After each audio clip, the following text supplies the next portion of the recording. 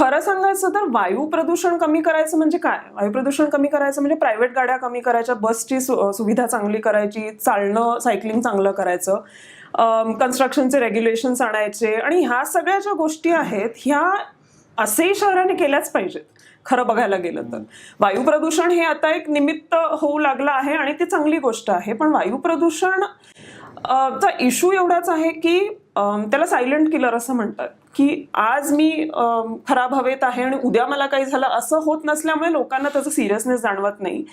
पण बऱ्यापैकी आता स्टडीज असे आहेत की ज्याच्यात दिसून येतं की अगदी मॉडरेट लेवल ऑफ एअर पोल्युशनला पण खूप सारे हेल्थ इम्पॅक्ट्स व्हायला लागलेले असतात ऑलरेडी. लहान मुलांवरती आणि मोठ्या म्हणजे सिनियर सिटीजन्सवरती तर होतातच.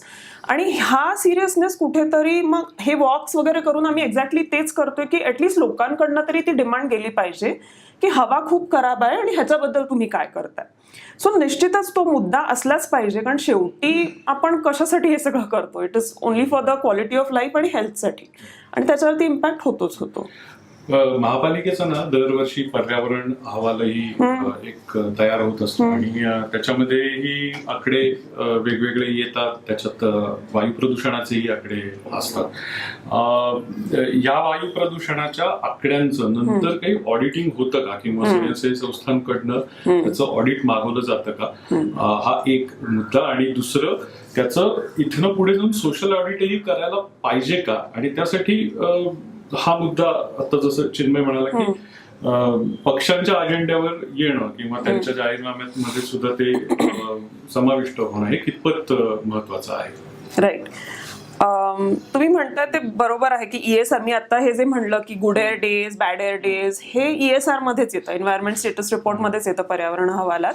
आणि ते दरवर्षी ते आपलं एक त्यांचा फॉर्मॅट असतो, ते येतं, ते डेटा मागवतात आणि तेवढा असतो. मॉनिटरिंगचा डेटा त्याच्यात पब्लिश केला जातो आणि वायू प्रदूषणासाठी ते काय करतायत हे थोडंफार असतं. त्याचे काही ते त्यांचे विषय असतात की आम्ही एवढ्या बसेस घेणार आहोत, एवढ्या बसेस आमच्या डिझेलच्या आता आम्ही नाही वापरत, इतक्या वर्षांचे बसेस जे असतात ते आम्ही डिस्कार्ड करतोय.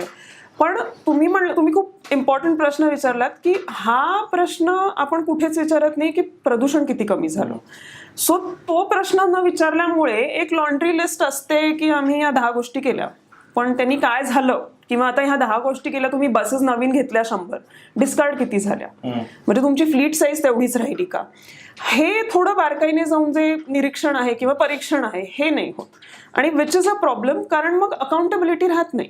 तुम्ही 10 गोष्टी केल्या पण प्रदूषण कमी झालं का नाही, सो तुम्हाला काहीतरी वेगळं केलं पाहिजे, हे कुठे होताना दिसत नाही. आणि दुसरं तुम्ही म्हणालात की सोशल ऑडिट. सोशल ऑडिटमध्ये कसं आहे की वायू प्रदूषणाचा जो इम्पॅक्ट आहे तो अभ्यास करायलाही त्याला 10, 12, 20 वर्ष जायला लागतात. पण आहेत स्टडीज आहेत, एक ग्लोबल डिझीज बर्डन ऑफ म्हणून लॅन्सेटमध्ये स्टडी येते, त्याच्यात तेच सांगतात की वायू प्रदूषणामुळे किती मृत्यू होतात आपल्या देशामध्ये, महाराष्ट्रात किती मृत्यू होतात. सो करायला गेलो तर तशी स्टडीज आहेत आणि तसे कोरिलेशन्स आहेत, पण आपण ते कुठेही सिस्टममध्ये येताना दिसत नाही. किंवा आम्ही आता मागचे 2 वर्ष, आम्ही 2 वर्ष नाही, बरीच वर्ष आम्ही कचरा जाळणं ह्या विषयावरती काम करतो. म्हणजे आम्हालाही खरं सांगायचं तर थोडंसं एम्बॅरेसिंग आहे की 2 वर्ष आम्ही काम करतोय आणि तरीही म्हणाव्यात तशा सिस्टम्स PMC कडे नाहीत. कंप्लेंट केली की 2 दिवसांनी आपल्याला फोन येतो कुठे जाळताय, 2 दिवसांनी नाही ना, काही उपयोग आहे. इवन दीज सिस्टम्स आम्हाला करता आलेल्या नाहीयेत आणि आम्हाला इथे असं वाटतं की अरे वर्षानुवर्ष आम्ही एवढ्या साध्या गोष्टीवरती काम करतोय, पण ते जे क्वांटिफिकेशन आहे की आपल्याकडे PMC केअर नंबर आहे, इतक्या कंप्लेंट्स आल्या, किती रिझॉल्व्ह झाल्या, वर्षानुवर्ष कंप्लेंट्स कमी होत आहेत का वाढत आहेत, इंटेलिजंट अनालिसिस ज्याला आपण म्हणतो ते मिसिंग आहे. दॅट इज डेफिनेटली ट्रू आणि ते गरज आहे म्हणजे असण्याची.